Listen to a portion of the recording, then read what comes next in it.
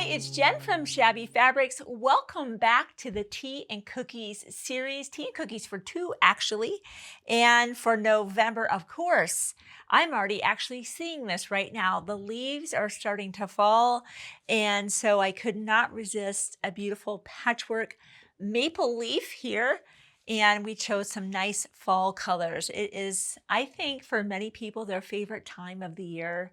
It's just crisp and cool in the morning. You wear those layers and the geese are flying. You start to get the crock pot out, and it's the on-ramp to the Christmas season. And I think we all have a lot of affection for fall. And so we could not resist celebrating that with this beautiful leaf. So as you have been enjoying this entire series, patchwork each month with just a little bit of applique, a small little placemat to be able to just have that one-on-one conversation with somebody special in your life. Maybe it's a family member, a neighbor, a friend, or someone that just needs to we just need to catch up. I think even though COVID's been technically over for a while, I still feel like I'm playing catch up with people I just lost connection with during that very unusual time. So we hope that you are reestablishing those relationships, sharing some cookie recipes. As you know, we have the shortbread and we have my grandma's sour cream sugar cookies, my personal favorite.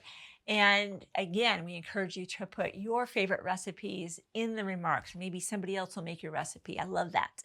So this is super simple. As we unpack this block here, here's a finished one. You can see that for a lot of this, it's just squares. Most of the fabrics that I used, in fact, I think all of the fabrics I used on this are from Riley Blake.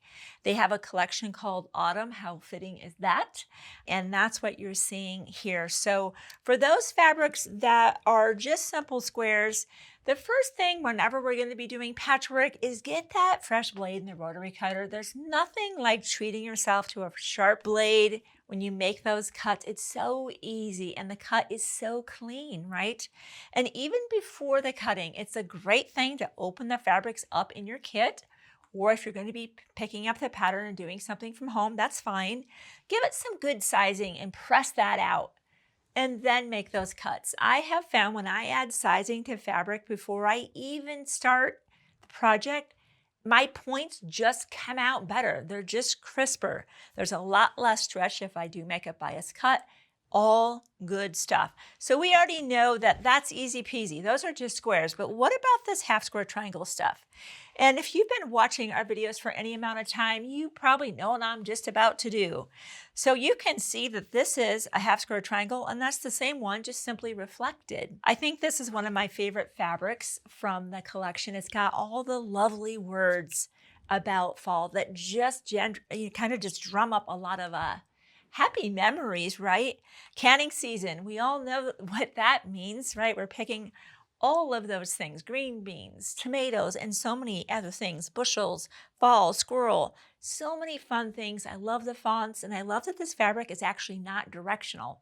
There's words going in every direction, so you don't need to worry about being specific about the words flowing in one direction. They flow everywhere. So with right sides together, the first thing that we do is we like to use our seam guide from Creative Grid.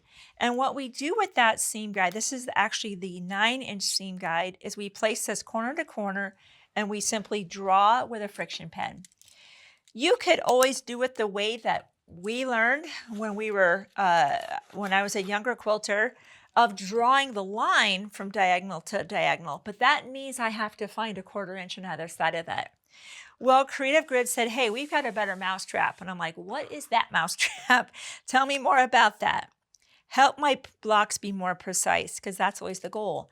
And they came up with a seam guide because they too figured out it's way more relaxing and more accurate to just sew directly on a drawn line. We were recently at Quilt Retreat and we had an amazing time, by the way. I'm just going to throw that out there. If any of our Quilt Retreat friends are watching, I loved spending time with you. It was so magical. And I was asked a couple questions about using the seam guide. And so I'm going to share with you one of the questions is they said, where do we sew on this line? Do we sew on the line, to the right of the line, or to the left of the line? It was a great question because, of course, my pen, that is a distance, right? It takes a distance. So great. What I said to them, and I'm saying to you now, is go ahead and sew just on the inside of that line.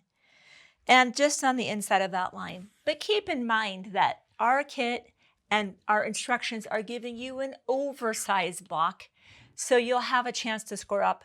But still, I thought it was a great question, and it was a chance for me to share with you my answer to them. So we just went ahead and sewed directly on the lines to save us some time. And then, as you would expect, with any straight edge, we simply cut corner to corner, and we're going to press to the same direction. And in this case, we're going to press to the dark. That's a great default. There are times when it's a very specific pressing. You need to press in a certain direction because of the way a block assembles. But in this instance, just know that you need to be consistent about the direction in which you press. And by default, pressing to the dark side is a great option unless you have a reason to press in another direction, which we don't at this point. Now, I reached for my rotary cutter because I mentioned that these are oversized, and that's a great option. We want to square these up to 2.5 inches. And of course, Creative Grid, being the genius they are, built this little mission-specific ruler with a diagonal that I can simply place this directly on my diagonal. And you want the ability to clean up, square up around all 4 sides. So I'm trying to place this ruler so I'm seeing a little bit of fabric all the way around. I have that, and I'll simply trim. Now, if you don't have a 2.5 inch, that's fine. Just square this up to 2.5 inches using any ruler you might have. But the ability to be able to square this up versus having to just nail that, I appreciate that, right? I appreciate having that slight oversize where I can now just trim everything up, and now everything is just clicking together. So you, of course, would square up your other one as well. And then let me just kind of show you our layout here. We, of course, repeated that with our orange. Because notice how every time you do the 2 fabrics together, sew on those 2 lines and cut it apart, you always end up with 2. So we did 2 here. You repeat that process. Now we have this down here. So what about here in the corner? Super simple. I'll just push that off to the side for just a second. We simply start off with a square. We have 2 smaller creams. Place this in the corner. We sew directly on the line. In fact, I'm going to go do that. I want to do some sewing today. I know they did a great job getting me all set up for video, but I want to do a little bit of sewing.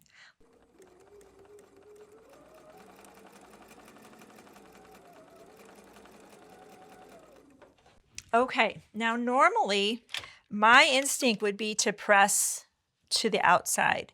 However, our instructions actually having us press toward the stem. So I just wanted to show you that process. Once you're happy with what you have, we're going to trim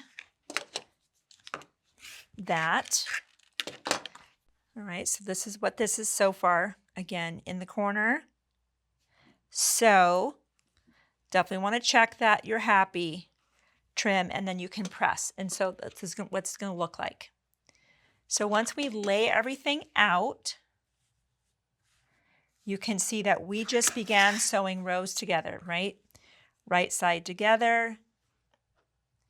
Definitely have this one on top to sew so we can keep an eye on those seams. Or you could flip it over since that seam is moving downward, right? Either way is going to work. In fact, I'm just going to go sew that. It's too much fun to not sew that together. I will sew from that side. Since that seam is moving downward, I don't have to worry about it rolling back. It's when the seam is going this direction that I have to be concerned about that when it's on the bottom side.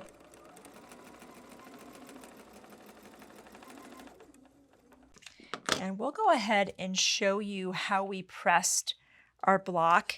You can see we're at this stage right here, and you can see that seam wants to go this direction, and we're going to go ahead and agree with that.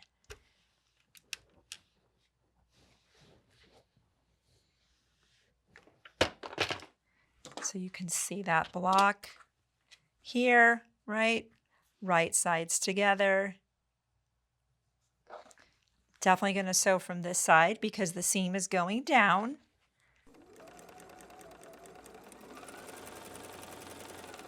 Now, as much as this seam wants to lay over here, because I want to have interlocking rows, I'm going to resist that. Remember how I said, when it doesn't matter, go with where the seam wants to go. Well, this time it does because we wanted interlocking seams. So I'm definitely going to force that over so that when we pin our rows together, which I definitely want to do with you so you can see some techniques here so that all of our points come together. Put that right here. So our seams on the bottom row are going this way, on the middle are going this way, and up above. So you can see now when we place these right sides together, and I'm going to trim those extra little threads that are kind of blocking my view, interrupting my view. You can see that I have interlocking seams right there. Hopefully you can see that from above. That's where you're going to put your pin in first. We're not just pinning left to right and hoping for the best. Nope. Same right there. I'm going to pin that. Then you can pin the ends. Make them fit. And this is going to be true for any block you ever do. Pin the areas you're going for that matter, those points. Pin everything else after that. Now I'm going to add my seam guide. I noticed I didn't have that on, but this helps me be consistent. And I've just learned, because I've already set up my machine with a seam guide setter, that when my seam guide is to the right of that cluck cluck sew, I know I'm at 1/4 inch. So let's sew.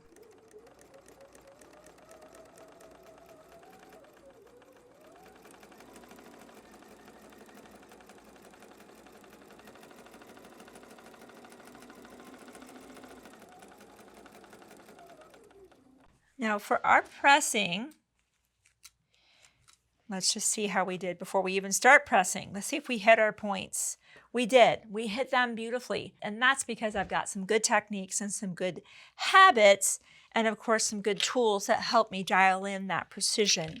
That includes oversized blocks, patchwork pins, good thread, and all of the things that we're always talking about. At this point, if you wanted to press your block open, you could. You could press it up or press it down. We just chose down. There's actually nothing magical about that though. The main thing was pressing the alternating rows in different directions so that we got interlocking seams. That is significant. So let me go ahead and trim that. And of course, to do our upper row, once again, we're focused on, there's our point, pin. There's our next point, pin, pin, pin, sew, press, and then of course we press to the bottom. Once you complete your 2 maple leaves, then of course comes our borders. We're always going to be sewing those side borders on first, and definitely pressing toward those side borders where there are no seams. Your quilt block is going to be thrilled to be pressing toward those borders, and then comes your top and bottom. Once that's done, this is where you get to do a little bit of laser cut shapes where you have even more of that awesome print, that kind of almost that taupey color with the words on it. Of course, we're going to be applying our applique shape at this point. And you could either stitch that down now if you wish with your thread in your thread set, or wait until the end, however you choose to do that. But that's when you begin to sew your quilt block to your unit over here. And then of course you're off to your self-binding technique at that point, which again, I think people are really enjoying skipping the step of making traditional binding, which I know for most of us is more of a chore than something we look forward to doing. So I hope you are enjoying the Tea and Cookies for Two series. I know we are, and I cannot believe how far we are in this series. As always, our kits tend to sell out, especially as the series continues, because people tend to buy this one and then they want to go back and complete their series. So if you have not completed your series, I encourage you to do that now. I know for nearly every single one we've done thus far, we are not able to make more in those exact fabrics. So be sure to pick up your kits, your thread set, let a friend know as well, subscribe, and I look forward to seeing you next month as we continue our series.